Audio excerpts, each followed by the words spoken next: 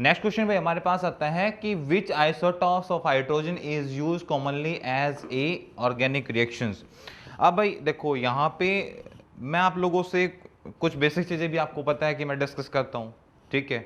मुझे लगता है कि ये चीज़ें बच्चों को बतानी काफ़ी फ़ायदेमंद रहती हैं बच्चों के लिए, क्योंकि कई बार चीज़ें ऐसी होती हैं, कुछ चीज़ें डिस्कस होती हैं क्वेश्चनिंग क्लासेस के अंदर, मतलब लेक्चर या कुछ चीज़ें डिस्कस होती हैं डाउट सेशन के अंदर, कुछ चीज़ें हमारी क्लियर होती हैं लेक्चर के अंदर, यानी कि जब मैथोटिकल क्लासेस चल रही होती हैं, लेक्चर चल रहा होता है, तो कुछ हमारी क्लासें वहाँ डिस्कस हो जाती हैं, कुछ चीज़ें वहाँ नहीं होती क्लियर, क्योंकि हर बच्चे के बारे में उतना डेप्थ तक नहीं पता चलता। देखो क्लास में जितने बच्चे बैठे रहते हैं, हर किसी का understanding level that will be different होगा। आप इस बात को आप भी समझें, हर किसी का सोचने का नज़रिया, समझने का नज़रिया भी अलग होगा, ठीक है। हर बच्चा उसी लेवल पे जाकर नहीं सोच सकता जिस लेवल पे हम सोचने के लिए कह रहे हैं, क्योंकि हर किसी के दिमाग में क्वेश्चंस भी अलग होंगे, सोचने का पॉइंट ऑफ व्यू भी अलग होगा। तो हर बच्चा एग्जैक्ट एक ही चीज़ कैसे सोच सकता है, तो पॉसिबल नहीं है।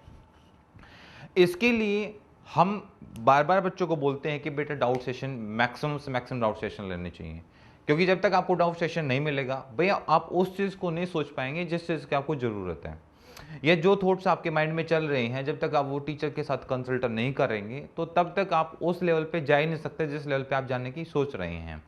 क्योंकि जो आपके क्वेश्चंस आपके दिमाग में चल रहे हैं उन सवालों के आपको जब तक जवाब नहीं मिलेंगे तब तक आप अपने आप को सर्टिफाइड कर ही नहीं पाओगे, और जब तक आपको सेटिस्फेक्शन नहीं मिलेगा तब तक उस सब्जेक्ट के अंदर आपका इंटरेस्ट भी क्रिएट नहीं होने वाला। और सब्जेक्ट में इंटरेस्ट क्रिएट ना होने से एक सबसे बड़ा जो ड्रॉबैक है जो आज के समय बच्चा फेस कर रहा है वो होता है सेटिस्फेक्शन, ठीक है, कि उसका पढ़ाई में इंटरेस्ट ही खत्म हो रहा है, ठीक है।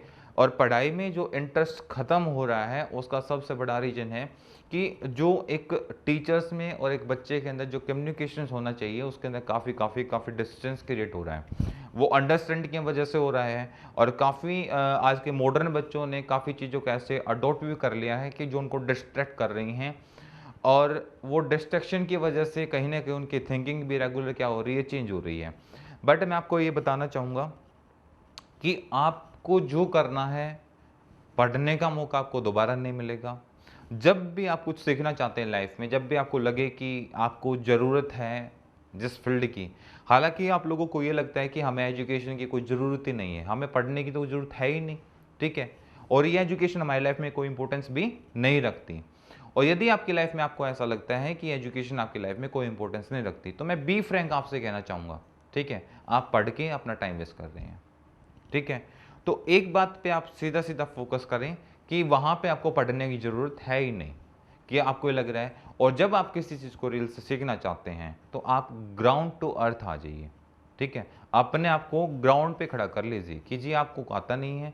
जो बंदा जिस भी तरीके से आपको सिखाने की कोशिश कर रहा है, फिर आपको वो चीज़ें बड़ी मेहनत और लगन के साथ बड़े डेडिकेट होकर वो चीज़ें सीखनी चाहिए।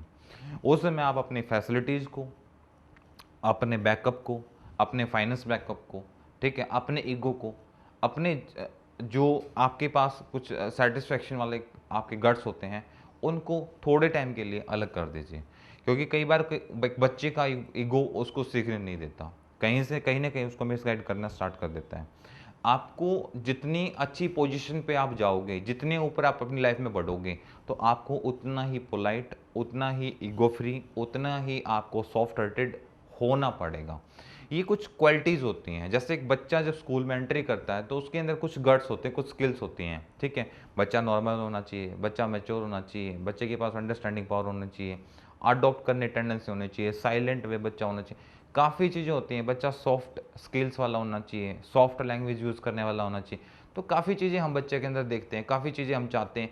एजुकेशन देखो, ये हम जो सिखा रहे हैं that is a professional education, professional के साथ सोशल एजुकेशन का भी लाइफ में होना बहुत ज़्यादा ज़रूरी है। काफ़ी बच्चे डिप्रेस हो जाते हैं, काफ़ी बच्चे हमें पता चलता है कि बच्चा कोचिंग लेने आया हुआ था और बच्चा सुसाइड कर गया। तो एक जब तक वो किसी लाइफ में किसी के साथ कनेक्ट अपने आप को जोड़ता नहीं है, ठीक है, कहीं ना कहीं वो चीज़ें उसकी लाइफ में बड़ा बड़ा ही प्रॉब्लम क्रिएट करती हैं। तो मैं वही कहूँगा कि बहुत सारी स्किल्स होती हैं आप लोगों को सीखने की ज़रूरत होती है, और भारत के अंदर यानी कि इंडिया के अंदर सिर्फ जो तो भी फ्रैंक मैं आपसे डिस्कस करता हूँ कि जो डिस्कस किया जाता है वो एक ही मुद्दा कि प्रोफेशन एजुकेशन, कि हमें पढ़ना है, बड़े होना है, डॉक्टर इंजीनियर बनना है और अपनी लाइफ को गुजारा करना है। That is not a education, वो एजुकेशन नहीं है भाई। उस एजुकेशन के साथ आपको सोशल भी होना पड़ेगा, ठीक है।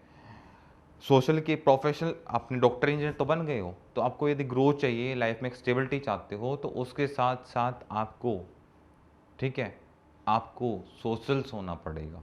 जब तक आप सोशल नहीं होगे, लोगों से जुड़ोगे नहीं, अपने आप को ग्राउंड टू अर्थ नहीं लेके आओगे, एक एटीट्यूड में रहोगे कि आप डॉक्टर हो, आप एक रेपुटेटेड हो, आपने बहुत मेहनत की है, मैं मानता नहीं, पर जिसको आप टीचर से हर बच्चा क्या उम्मीद लगाता है कि उसके लेवल पे जाके उसको पढ़ाएं। तो जब अभी आप एक डॉक्टर या इंजीनियर आप कुछ बनते हो, तो भी आपके पास एक ऑप्शन बनता है कि उसी, आप किसी का भी ट्रीटमेंट कर रहे हो, आपको भी ग्राउंड टू अर्थ जाके ट्रीटमेंट करने की जरूरत होती है।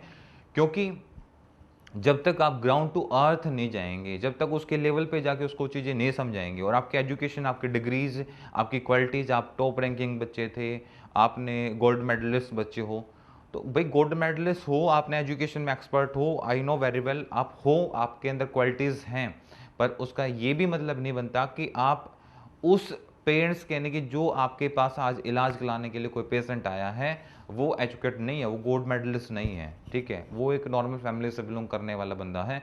तो आपको भी उसी ग्राउंड टू अर्थ जाके उसके साथ डिस्कस करना पड़ेगा, उसकी फीलिंग को समझना पड़ेगा, उसकी प्रॉब्लम को डिस्कस करना पड़ेगा, उसकी प्रॉब्लम को सोल्व करना पड़ेगा, और उसको देन गाइड भी करना पड़ेगा। एक मेडिसिन देना और मेडिसिन आपका डिस्कशन में लिखना, दैट नॉट ए सॉल्यूशन, ये किसी भी चीज़ का सॉल्यूशन नहीं है। तो वही बात है, सीखने के लिए ग्राउंड टू अर्थ की जरूरत पड़ेगी, पढ़ने के लिए ग्राउंड टू अर्थ की जरूरत पड़ेगी, एंड देन जब आप प्रोफेशनल हो जाते हो, तो भी आपको सक्सेस होने के लिए ग्राउंड टू अर्थ की जरूरत पड़ेगी। तो कुछ स्किल्स होंगी, डेफिनेटली आई होप कि आप अपनी लाइफ में उन चीज़ों को जरूर जोड़ेंगे, क्योंकि वही चीज़ें आपको कहीं ना कहीं ग्रो अप करेंगी। आज भले ही वो चीज़ आपका दिमाग ख़राब करती हैं, कल लाइफ में आने वाले टाइम पे उन्हीं चीज़ों की आपको ज़रूरत पड़ने वाली है, ठीक है। तो अब आते हैं अपने क्वेश्चंस पे। ये बातें मैं आपको धीरे धीरे हर वीडियो में डालने की कोशिश कर रहा हूँ, काफ़ी इन चीज़ों के लिए भी मेहनत करनी पड़ती है, क्योंकि भाई ये चीज़ें भी आपको ज़रूरी हैं।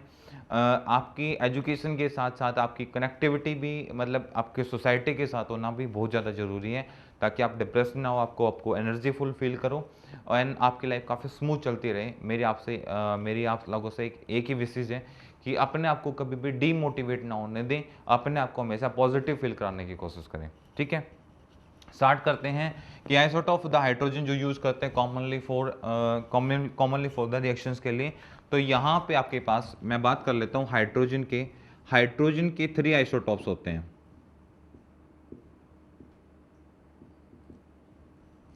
3 आइसोटॉप्स इन नेचर,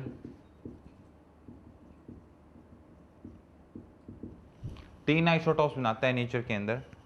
सबसे पहले H11,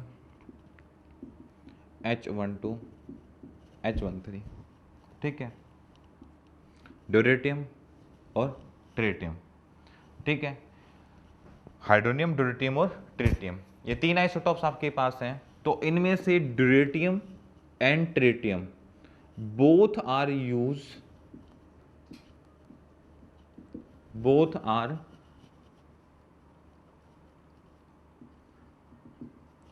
used for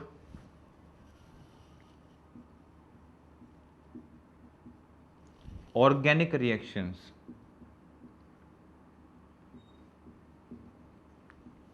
कि जो इनका हम जो यूज करते हैं ऑर्गेनिक रिएक्शंस के अंदर हम इनका यूज करते हैं। बट एक एक्सटर्नल नॉलेज में आपको और भी बता देता हूं कि जितने भी आपके आइसोटॉप्स होते हैं, यानी कि जितने हमारे केमिस्ट्री आइसोटॉप्स होते हैं, तो आइसोटॉप्स को इंडिविजुअली किसी को स्टडी नहीं किया जा सकता। हम किसी भी आइसोटॉप्स की केमिकल एंड फिजिकल प्रॉपर्टी को स्टडी नहीं कर सकते। हम स्टडी करते हैं रिस्पेक्ट ऑफ फिजिकली एटम के बेस पे, यानी कि हम इंडिविजुअल किसी भी आइसोटॉप्स को स्टडी नहीं कर सकते। हमें स्टडी करने के लिए जो आपके पास टेबल में एलिमेंट है उसकी फिजिकल प्रॉपर्टीज के रिस्पेक्ट में हम स्टडी कर सकते हैं, ठीक है।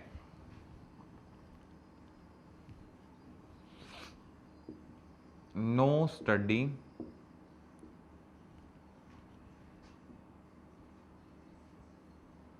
सेपरेट लिखो भाई, no study separate possible, no study separate possible, no study possible सीधा लिख लो, सेपरेट, हाँ separate, no study separate possible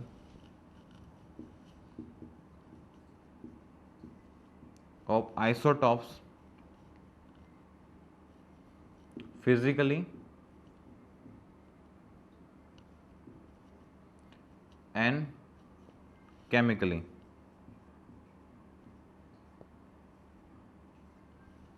ठीक है, we have study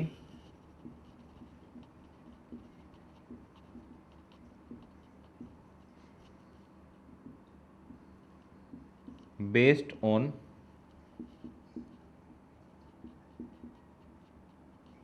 physical atom and position on periodic table.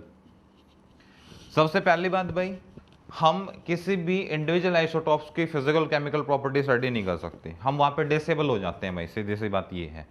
Study भी करेंगे किसी की तो फिजिकल, किसी की हम स्टडी करते हैं किसी की हम फिजिकली केमिकली, हम स्टडी करने से पहले हमें क्या करना पड़ेगा, जो एटम्स आपके पास फिजिकली प्रेजेंट है कहाँ पे, आपकी पीरियोडिक टेबल में। स्टडी भी उन्हीं की कर सकते हैं जो एटम्स आपके पास, जो एलिमेंट्स आपके पास पीरियोडिक टेबल में रखे गए हैं 118 एलिमेंट, या कोई बाहर से एलिमेंट उठा लेके आओगे तो दैट इज, वहाँ पे पॉसिबिलिटीज बहुत ही कम हो जाएंगी। ठीक है, तो आपके पास क्वेश्चन क्या था कि ऑर्गेनिक रिएक्शंस आप किसके साथ कर सकते हो, तो हम ड्यूरेटियम एंड द ट्रिटियम दो के साथ हम क्या कर सकते हैं, ऑर्गेनिक रिएक्शंस को कंप्लीट कर सकते हैं। ठीक है, सो नोट करेंगे। नेक्स्ट क्वेश्चन भाई हम स्टार्ट करते हैं कि व्हाट इज मीन बाय, ठीक है, ऑटोप्रोलिसिस ऑफ वाटर, कि ऐसा भाई इसका क्या मीनिंग होता है वो बताना है। ठीक है, तो इसका मीनिंग क्या होता है भाई, हमारे पास इसका आंसर लिखते हैं, ऑटोप्रोनिस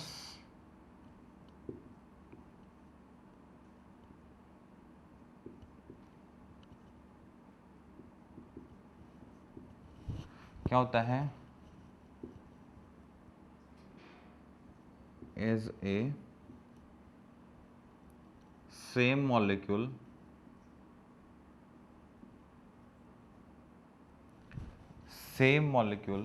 participate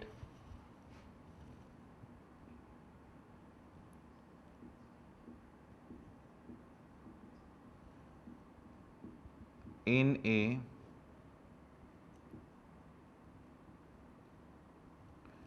chemical reaction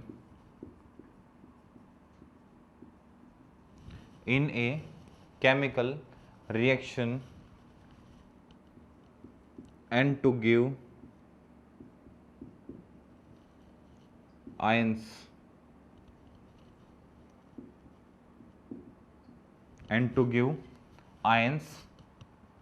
and release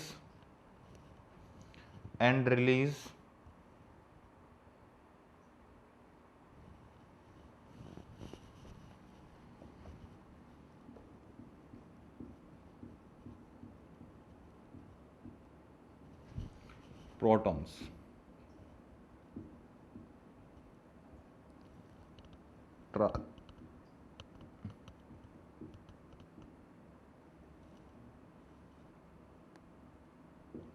transfer, examples के लिए, वाटर रिएक्ट विद वाटर, जब आपका वाटर के साथ रिएक्ट करेगा,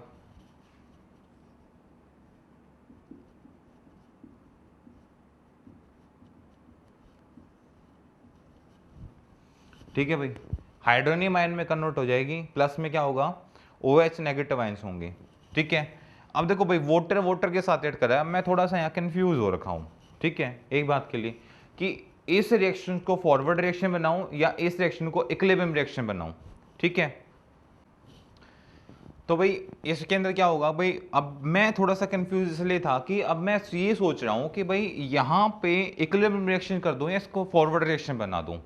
तो ऐसी कंडीशन पे मेरे पास दो चीजें पता चलती हैं कि यदि मैं इसको लुईस कॉन्सेप्ट के अकॉर्डिंग देखता हूं तो ये मेरे पास क्या बन रहा है, लुईस एसिड, और ये क्या बन रहा है, लुईस बेस। और जनरली मैं इस रिएक्शन को देखता हूं तो दोनों मुझे अनस्टेबल नजर आ रहे हैं। ठीक है, क्योंकि इसके पास कैटायन ज्यादा और इसके पास एनायन ज्यादा है।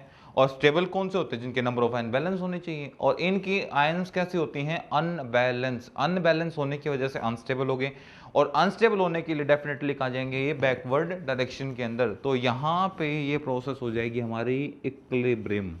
ठीक है, क्या होता है भाई, जब सेम मॉलिक्यूल पार्टिसिपेट करते हैं किसी केमिकल रिएक्शन के अंदर, और रिएक्शन में क्या करेंगे, वो गिव्स आयंस गिव्स करेंगे। ठीक है, और वहां से रिलीज या हम ट्रांसफर भी कर सकते हैं कि ट्रांसफर होगी कौन से, कौन ट्रांसफर होंगे, protons. H positive ion transfer कर जाएंगे। ठीक है, तो इस वाले वाटर पे इस वाले की H पॉजिटिव आयन क्या कर गई, यहाँ पे ट्रांसफर कर गई। अब क्योंकि high reactive less reactive displace करता है, पर दोनों सेम हो गए, सेम होने की वजह से क्या होगा, ये आयंस बन जाएंगी। तो डेफिनेटली एक बात मैं आपको और बता देता हूं, भले ही इक्विलिब्रियम हो रही होगी, ठीक है, कोई भी रिवर्सेबल रिएक्शन हो डजंट मैटर, बट उससे पहले वो रिएक्शन फॉरवर्ड में जाएगी। ठीक है, everyone reversible reaction first come forward then gain reverse. ठीक है, कोई भी रिएक्शन सबसे पहले बैकवर्ड नहीं जाएगी। किसी रिएक्शन को आप बैकवर्ड करना चाहो दैट इज नॉट पॉसिबल। सबसे पहले आपकी रिएक्शंस फॉरवर्ड जाएगी, देन आपकी रिएक्शंस को आप बैकवर्ड में कन्वर्ट कर सकते हो। ठीक है, और एक नोट डाल लेते हैं इसका हम। ठीक है, कि all equilibrium reactions, all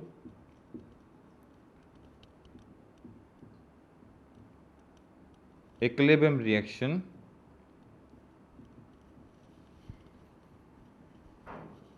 firstly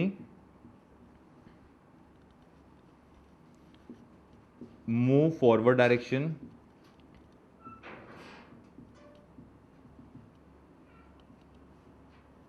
then convert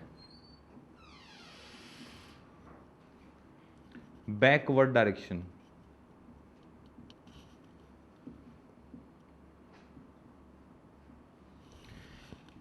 first step में कोई भी रिएक्शन हमारी कभी भी कहाँ नहीं जाती, बैकवर्ड डायरेक्शन के अंदर नहीं जाती। No one reaction not move